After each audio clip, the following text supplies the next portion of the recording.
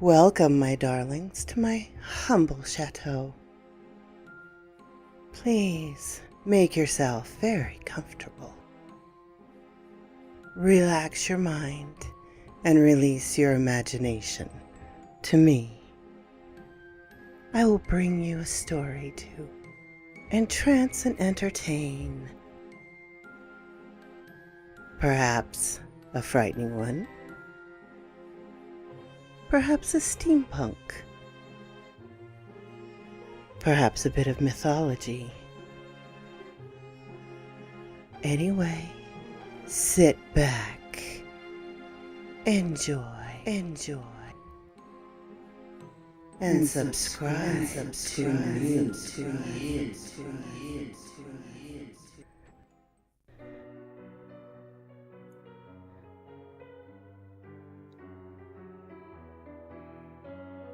Shadow over Innsmouth, Chapter 2. Shortly before 10 the next morning, I stood with one small valise in front of Hammond's drugstore in the Old Market Square, waiting for the Innsmouth bus. As the hour for its arrival drew near, I noticed a general drift of the loungers to other places up the street, or to the ideal lunch across the square. Evidently, the ticket agent had not exaggerated the dislike which local people bore towards Innsmouth and its denizens. In a few moments, a small motor coach of extreme decrepitude and dirty gray color rattled down State Street, made a turn, and drew up at the curb beside me. I felt immediately that it was the right one. A guess on which the half-illegible sign on the windshield, Arkham, Innsmouth, Newsburyport, soon verified.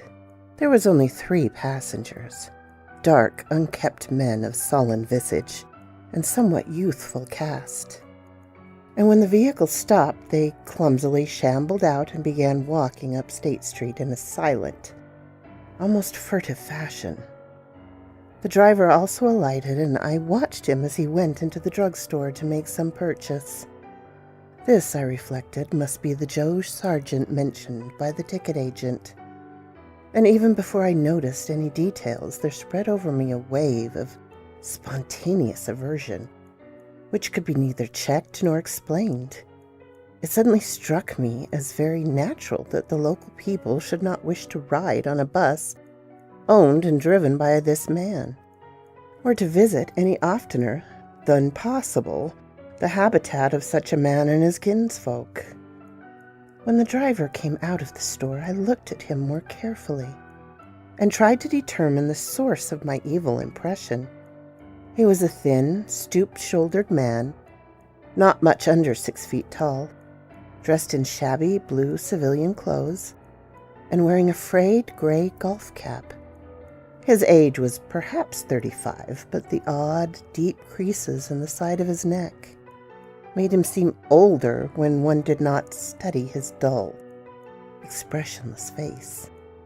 He had a narrow head, bulging and watery blue eyes that seemed never to wink, a flat nose, a receding forehead and chin, and singularly undeveloped ears. His long, thick lip and coarse-pored gray cheeks seemed almost beardless, except for some sparse yellow hairs that straggled and curled in irregular patches. And in places the surface seemed queerly irregular, as if peeling from some cutaneous disease. His hands were large and heavily veined, and had a very unusual grayish-blue tinge. The fingers were strikingly short in proportion to the rest of the structure, and seemed to have a tendency to curl closely into the huge palm. As he walked towards the bus, I observed his peculiarly shambling gait, and saw that his feet were inordinately immense. The more I studied them, the more I wondered how he could buy any shoes to fit them. A certain greasiness about the fellow increased my dislike. He was evidently given to working, or lounging around the fish docks, and carried with him much of their characteristic smell. Just what foreign blood was in him I could not even guess. His oddities certainly did not look Asiatic, Polynesian, Levantine, or Negroid. Yet I could see why the people found him alien. I myself would have thought of a biologic degeneration rather than alienage. I was sorry when I saw that there would be no other passengers on the bus. Somehow I did not like the idea of riding alone with this driver. But as leaving time obviously approached, I conquered my qualms and followed the man aboard, extended him a $1 bill, and murmured a single word, Innsmouth. He looked curiously at me for a second as he returned 40 cents change without speaking. I took a seat far behind him, but on the same side of the bus, since I wished to watch the shore during the journey. At length, the decrepit vehicle started with a jerk and rattled noisily past the old brick buildings of State Street, amid a cloud of vapor from the exhaust. Glancing at the people on the sidewalk, I thought I detected in them a curious wish to avoid looking at the bus, or at least a wish to avoid seeming to look at it. Then we turned left onto High Street, where the going was much smoother, flying past stately old mansions of the early Republic and still older colonial farmhouses, passing the Lower Green and Parker River, and finally emerging into a long, monotonous stretch of open shore country. The day was warm and sunny, but the landscape of sand, sedge-grass, and stunted shrubbery became more and more desolate as we proceeded. Out the window I could see the blue water and the sandy line of Plum Island, and we presently drew near the beach as our narrow road veered off from the main highway to Rowley and Ipswich. There was no visible houses, and I could tell by the state of the road that traffic was very light hereabouts. The small, weather-worn telephone poles carried only 2 wires. Now and then we crossed crude wooden bridges over tidal creeks that wound far inland and promoted the general isolation of the region. Once in a while I noticed dead stumps and crumbling foundation walls above the drifting sand, and recalled the old traditional quoted in one of the histories I had read, that this was once a fertile and thickly settled countryside. The change, it was said, came simultaneously with the Innsmouth epidemic of 1846, and was thought by simple folk to have a dark connection with hidden forces of evil. Actually, it was caused by the unwise cutting of woodlands near the shore, which robbed the soil of its best protection and opened the way for waves of wind-blown sand. At last, we lost sight of Plum Island, and I saw the vast expanse of the open Atlantic on our left. Our narrow course began to climb steeply, and I felt a singular sense of disquiet in looking at the lonely crest ahead, where the rutted roadway met the sky. It was as if the bus were about to keep on in its ascent, leaving the sane earth altogether, and merging with the unknown arcana of upper air and cryptical sky. The smell of the sea took on an ominous implications, and the silent driver's bent and rigid back and narrow head became more and more hateful. As I looked at him, I saw the back of his head was almost as hairless as his face, having only a few scraggly yellow strands upon a gray, scabrous surface. Then we reached the crest and beheld the outspread valley beyond, where the Mannocks joined the sea just north of the long line of cliffs that culminated in Kingsport Head and veered off towards Cape Ann. On the far, misty horizon, I could just make out the dizzy profile of the head, topped by the queer ancient house of which so many legends are told. But for the moment, all my attention was captured by the nearest panorama just below me. I realized, come face to face with rumor-shadowed Innsmouth. It was a town of wide extent and dense construction, yet one with a portentous dearth of visible life. From the tangle of chimney pots, scarcely a wisp of smoke came, and the 3 tall steeples loomed stark and unpainted against the seaward horizon. One of them was crumbling down at the top, and in that and another there were only black gaping holes where clock dials should have been. The vast huddle of sagging gambrel roofs and peaked gables conveyed with offensive clearness the idea of wormy decay, and as we approached the long, now deserted road, I could see that many roofs had wholly caved in. There were some large square Georgian houses too, with hip roofs, cupolas, and railed widows' walks. These were mostly well back from the water, and 1 or 2 seemed to be in moderately sound condition.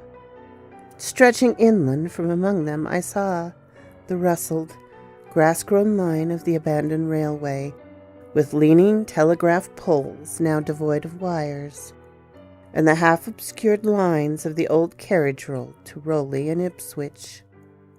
The decay was worse close to the waterfront, though in its very midst I could spy the white belfry of a fairly well-preserved brick structure, which looked like a small factory. The harbor, long clogged with sand, was enclosed by an ancient stone breakwater, on which I could begin to discern the minute forms of a few seated fishermen, and at whose end were what looked like the foundations of a bygone lighthouse.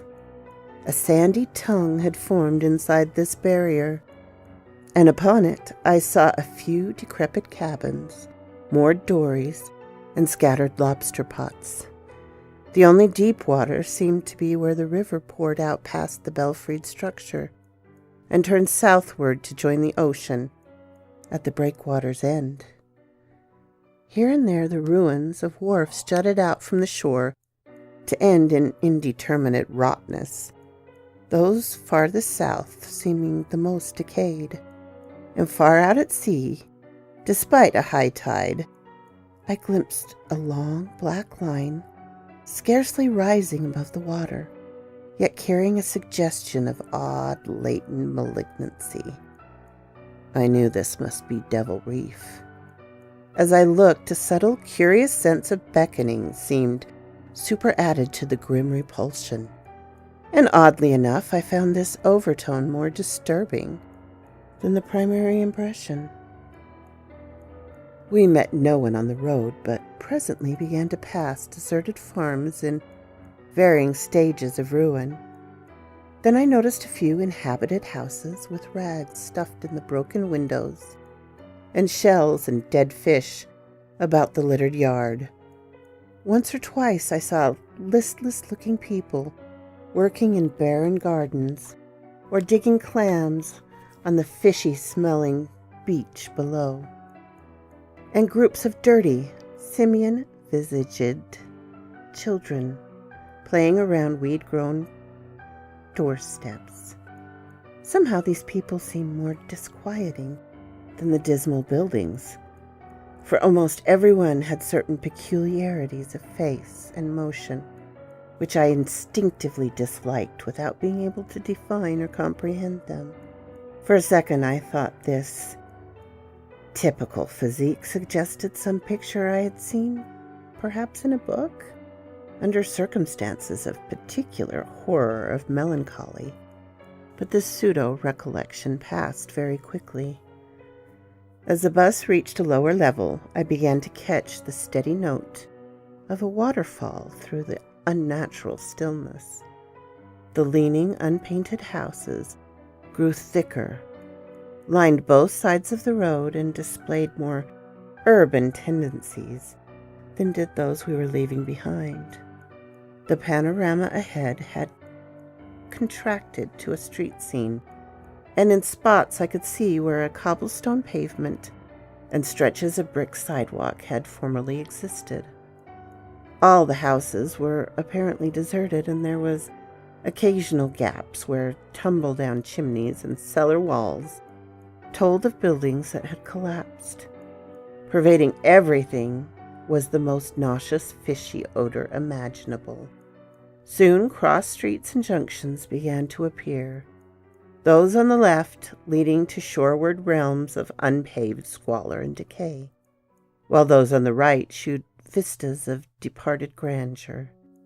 So far, I had seen no people in the town, but there now came signs of a sparse habitation, curtained windows here and there, and an occasional battered motor car at the curb. Pavement and sidewalk were increasingly well defined, and though most of the houses were quite old, wood and brick structures of the early 19th century, they were obviously kept fit for habitation. As an amateur antiquarian, I almost lost my olfactory disgust and my feeling of menace and repulsion amidst this rich, unaltered survival from the past. But I was not to reach my destination without one very strong impression of poignantly disagreeable quality. The bus had come to a sort of open concourse or radial point with churches on two sides and a bedraggled remains of a circular green in the center. And I was looking at a large pillared hall on the right-hand junction ahead. The structures, once painted white, were now gray and peeling, and the black and gold signs on the pediment was so faded that I could only with difficulty make out the words, Esoteric Order of Dagon. This, then, was the former Masonic hall, now given over to a degraded cult. As I strained to decipher this inscription, my notice was distracted by the raucous tones of a cracked bell across the street. I quickly turned to look out the window on my side of the coach. The sound came from a squat-towered stone church of manifestly later date than most of the houses, built in a clumsy Gothic fashion and having a disproportionately high basement with shuttered windows. Though the hands of the clock were missing on the side I knew that those hoarse strokes were telling the hour of 11.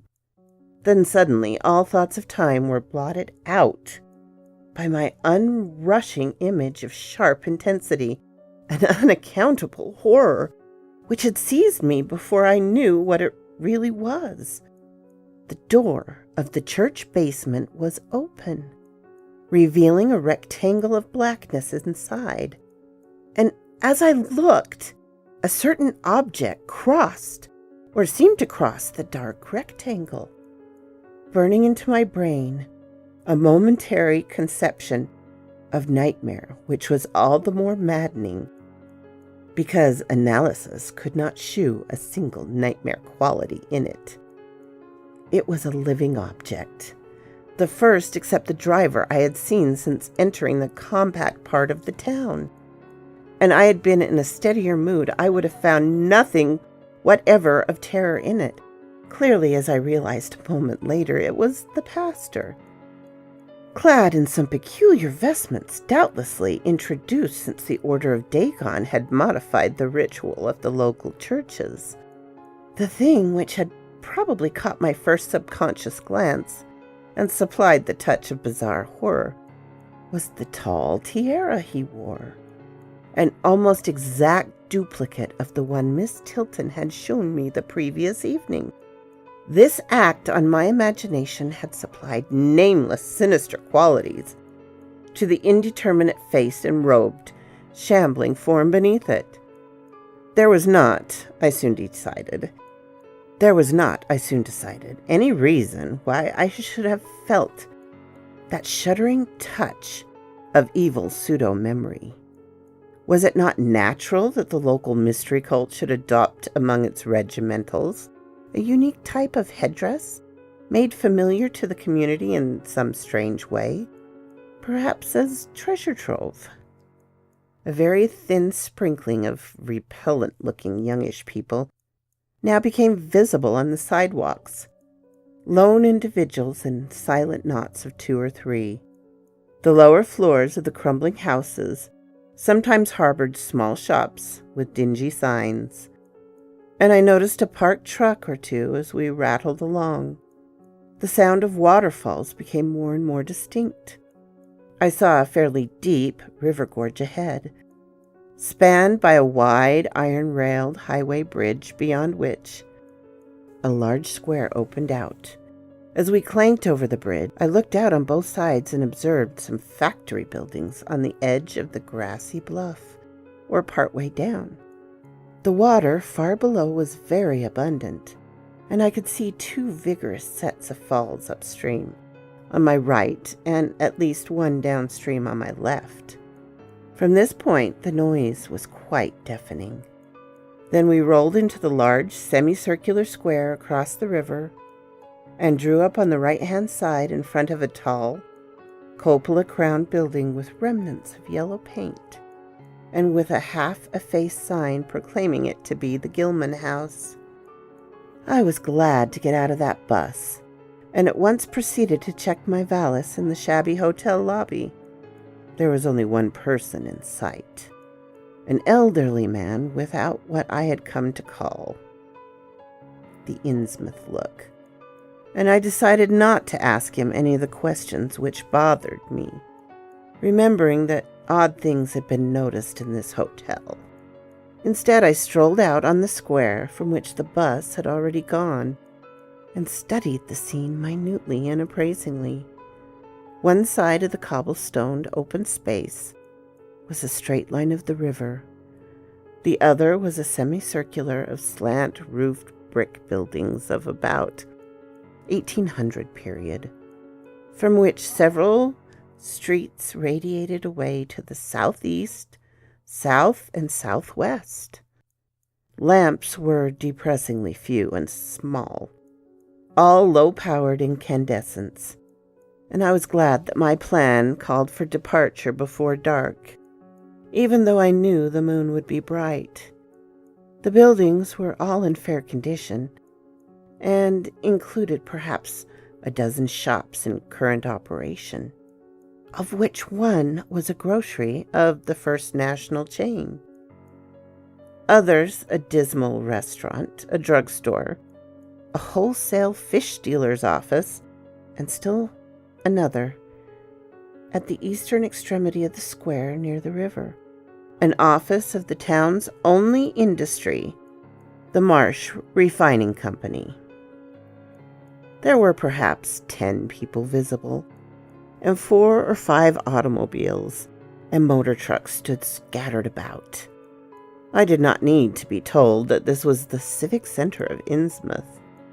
Eastward I could catch blue glimpses of the harbor, against which rose the decaying remains of 3 once beautiful Georgian steeples. And towards the shore on the opposite bank of the river, I saw the white belfry surmounting what I took to be the Marsh Refinery. For some reason or other, I chose to make my first inquiries at the chain grocery, whose personnel was not likely to be native to Innsmouth. I found a solitary boy of about 17 in charge, and was pleased to note the brightness and affability which promised cheerful information. He seemed exceptionally eager to talk, and I soon gathered that he did not like the place, its fishy smell or its furtive people. A word with any outsider was a relief to him. He hailed from Arkham, boarded with a family who came from Ipswich, and went back home whenever he got a moment off. His family did not like him working in Innsmouth, but the chain had transferred him there, and he did not wish to give up his job. There was, he said, no public library or chamber of commerce in Innsmouth, but I could probably find my way about. The street I had come down was Federal. West of that were the fine old residence streets, Broad, Washington, Lafayette, and Adams. And east of it were the shoreward slums. It was in these slums along Main Street that I would find the old Georgian churches, but they were all long abandoned. It would be well not to make oneself too conspicuous in such neighborhoods, especially north of the river, since the people were sullen and hostile. Some strangers had even disappeared. Certain spots were almost forbidden territory, as he had learned at considerable cost. One must not, for example, linger much around the Marsh refinery, or around any of the still-used churches, or around the pillared Order of Dagon Hall at New Church Green. Those churches were very odd, all kind of ceremonial and clerical vestments. Their creeds were heterodoxic and mysterious, involving hints of certain marvelous transformations, leading to bodily immortality of a sort on this earth. The youth's own pastor, Dr. Wallace, of Asbury M.E. Church in Arkham, had gravely urged him not to join any church in Innsmouth. As for the Innsmouth people, the youth hardly knew what to make of them. They were as furtive and seldom seen as animals that live in burrows, and one could hardly imagine how they passed the time, apart from their desultory fishing. Perhaps, judging from the quantities of bootleg liquor they consumed, they lay, for most of the daylight hours, in an alcoholic stupor. They seemed sullenly banded together in some sort of fellowship and understanding, despising the world as if they had access to other and preferable spheres of entity. Their appearance, especially those staring, unwinking eyes, which one never saw shut, was certainly shocking enough, and their voices were disgusting. It was awful to hear them chanting in their churches at night, especially during their main festivals or revivals, which fell twice a year, on April 30th and October 31st. They were very fond of the water and swam a great deal in both river and harbor. Swimming races out to Devil's Reef was very common, and everyone in sight seemed well able to share in his arduous sport. When one came to think of it, it was generally only rather young people who were seen about in public, and of these the oldest were apt to be the most tainted-looking. When exceptions did occur, they were mostly persons with no trace of aberrancy, like the old clerk at the hotel. One wondered what became of the bulk of the older people, and whether the Innsmouth look were not a strange and insidious disease phenomenon, which increased its hold as years advanced.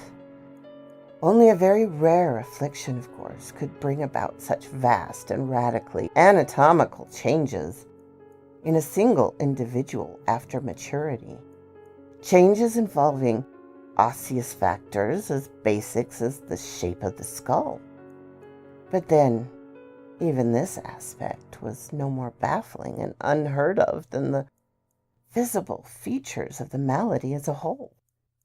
It would be hard, the youth implied, to form any real conclusion regarding such a matter, since one never came to know the natives personally, no matter how long one might live in Innsmouth. The youth was certain that many specimens, even worse than the worst visible ones, were kept locked indoors in some places. People sometimes heard the queerest of sounds. The tottering waterfront hovels near the north of the river were reputedly connected by hidden tunnels, being thus a veritable warren of unseen abnormalities.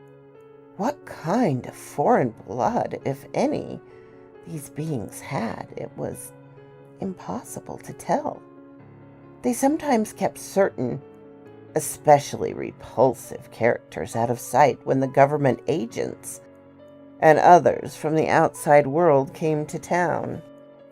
It would be no use, my informant said, to ask the natives anything about the place. The only one who would talk was a very aged but normal-looking man who lived at the poorhouse on the north rim of the town. He spent his time walking about or lounging around the fire station. This hoary character, Zadok Allen, was 96 years old and somewhat touched in the head. Besides being the town drunkard, he was a strange, furtive creature who constantly looked over his shoulder, as if afraid of something, and when sober could not be persuaded to talk at all with strangers. He was, however, unable to resist any offer of his favorite poison, and once drunk would furnish the most astonishing fragments of whispered reminiscence. After all, though, little useful data could be gained from him since his stories were all insane, incomplete hints of impossible marvels and horrors which could have no source save in his own disordered fancy.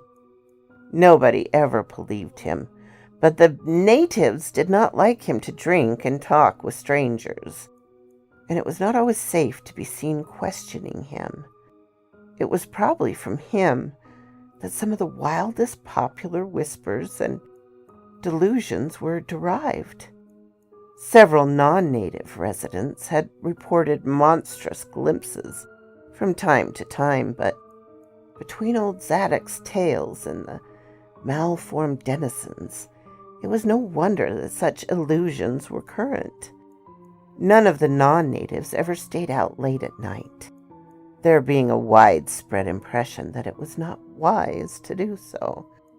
Besides, the streets were loathsomely dark. As for business, the abundance of fish was certainly almost uncanny, but the natives were taking less and less advantage of it. Moreover, prices were falling and competition was growing. Of course, the town's real business was the refinery, whose commercial office was on the square only a few doors east of where we stood. Old Man Marsh was never seen, but sometimes went to the works in a closed, curtained car. There were all sorts of rumors about how Marsh had come to look. He had once been a great dandy, and the people said he still wore the frock-coated finery of the Edwardian age, curiously adapted to certain deformities. His sons had formerly conducted the office in the square, but latterly they had been keeping out of sight a good deal, and leaving the brunt of the affairs to the younger generation. The sons and their sisters had come to look very queer, especially the elder ones, and it was said that their health was failing. One of the Marsh daughters was a repellent, reptilian-looking woman who wore an excess of weird jewelry, clearly of the same exotic tradition as that to which the strange tiara belonged. My informant had noticed it many times and had heard it spoken of as coming from some secret horde, either of pirates or of demons. The clergymen, or priests, or whatever they were called nowadays, also wore this kind of ornament as a headdress, but one seldom caught glimpses of them. Other specimens the youth had not seen, though many were rumored to exist around Innsmouth. The Marshes, together with the other 3 gently bred families of the town, the Waits, the Gilmans, and the Elliots, were all very retiring. They lived in immense houses along Washington Street, and several were reputed to harbor in concealment certain living kinsfolk whose personal aspect forbade public view, and whose deaths had been reported and recorded. Warning me that many of the street signs were down, The youth drew for my benefit a rough but ample and painstaking map of the town's salient features. After a moment's studying, I felt sure that this would be of great help and pocketed it with profuse thanks. Disliking the dinginess of the single restaurant I had seen, I bought a fair supply of cheese, crackers, and ginger wafers to serve as my lunch later on. My program, I decided, would be to thread the principal streets, talk with any non-natives I might encounter, and catch the 8 o'clock coach for Arkham. The town, I could see, formed a significant and exaggerated example of communal decay. But being no sociologist, I would limit my serious observation to the field of architecture.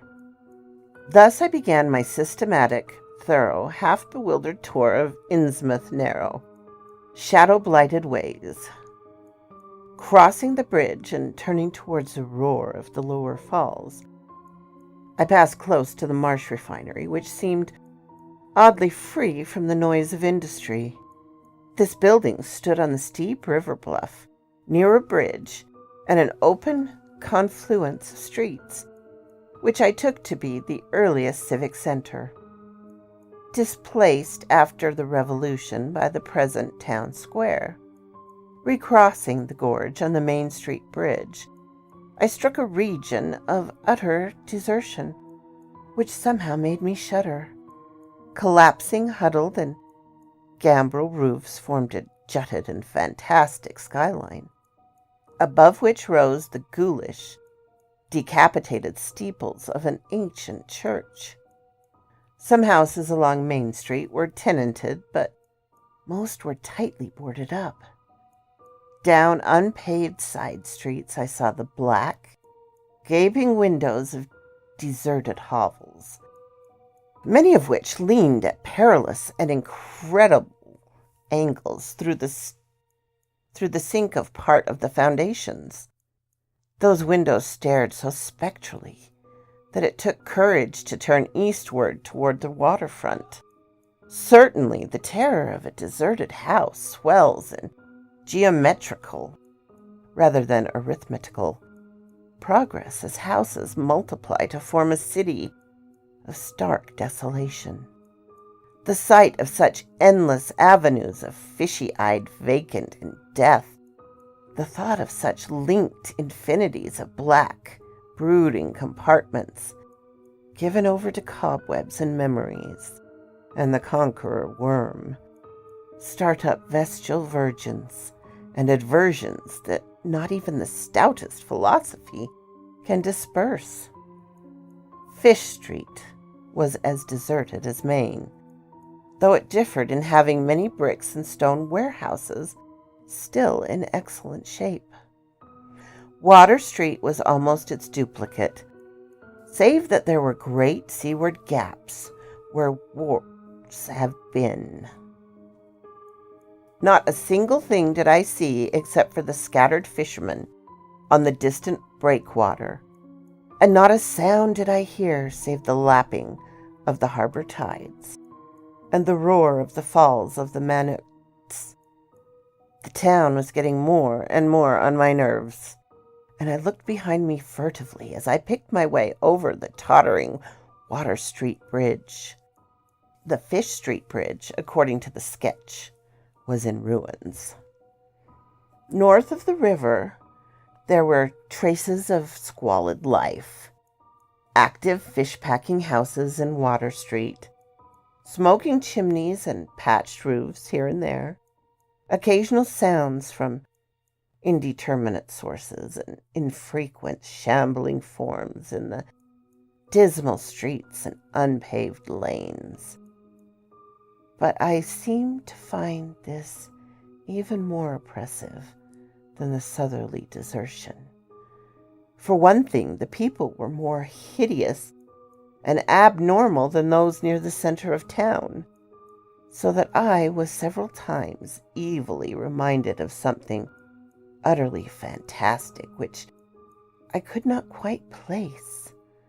Undoubtedly, the alien strain in the Innsmouth folk was stronger here than farther inland, unless indeed the Innsmouth look were rather a disease than a blood strain, in which case this district might be held to harbor the more advanced cases.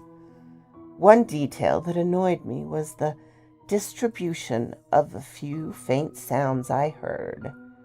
They ought naturally to have come wholly from the visibly inhabited houses, yet in reality were often strongest inside the most rigidly boarded-up facades. There were creakings and scurryings and hoarse, doubtful noises. I thought uncomfortably about the hidden tunnels suggested by the grocery boy. Suddenly I found myself wondering what the voices of those denizens would be like. I had heard no speech so far in this quarter, and was unaccountably anxious not to do so. Pausing only long enough to look at two fine but ruinous old churches at Main and Church Streets, I hastened out of that vile waterfront slum. My next logical goal was New Church Green, but somehow or other I could not bear to repass the church in whose basement I had glimpsed the inexplicably frightening form of that strangely diamonded priest or pastor. Besides, the grocery youth had told me that the churches, as well as the Order of Dagon Hall, were not advisable neighborhoods for strangers. Accordingly, I kept north along Main to Martin, then turned inland, crossing Federal Street safely north of the Green, and entering the decayed patrician neighborhood of Northern Broad, Washington, Lafayette, and Adams Street. Though these stately old avenues were ill-surfaced and unkempt, their elm-shaded dignity had not entirely departed. Mansion after mansion claimed my gaze, most of them decrepit and boarded up, amid neglected grounds, but one or two in each street shewing signs of occupation. In Washington Street there was a row of 4 or 5 in excellent repair, and with finely tended lawns and gardens. The most sumptuous of these, with wide terraced parterres, extended back the whole way to Lafayette Street, I took to be the home of Old Man Marsh, the afflicted refinery owner. In all these streets no living thing was visible. I wondered at the complete absence of cats and dogs in Innsmouth. Another thing which puzzled and disturbed me, even in some of the best preserved mansions, was the tightly shuttered condition of many third-story and attic windows. Furtiveness and secretiveness seemed universal in this hushed city of alienage and death, and I could not escape the sensation of being watched from ambush on every hand by sly, staring eyes that never shut. I shivered at the cracked stroke of 3 sounded from a belfry on my left. Too well did I recall the squat church from which these notes came. Following Washington Street towards the river, I now faced a new zone of the former industry and commerce, noting the ruins of a factory ahead, and seeing others, with traces of an old railway station and covered railway bridge beyond, up the gorge on my right. The uncertain bridge now before me was posted with a warning sign, but I took the risk and crossed again to the south bank, where traces of life reappeared. Furtive, shambling creatures stared cryptically in my direction, and more normal faces eyed me coldly and curiously. Innsmouth was rapidly becoming intolerable, and I turned down Payne Street towards the square, in the hope of getting some vehicle to take me to Arkham before the still distant starting time of that sinister bus. It was then that I saw the tumble-down fire station on my left, and noticed the red-faced, bushy-bearded, watery-eyed old man in nondescript rags, who sat on a bench in front of it, talking with a pair of unkempt but not abnormally looking firemen. This, of course, must be Zadok Allen, the half-crazed, licorice nonagerian whose tales of old Innsmouth and its shadow were so hideous and incredible. So quoth this raven. If you are enjoying this series, my darlings, please like and comment, and if you haven't done so, subscribe and ring the little bell so you'll know when more comes out. Thank you so much for spending time with me. Bye-bye, my darlings.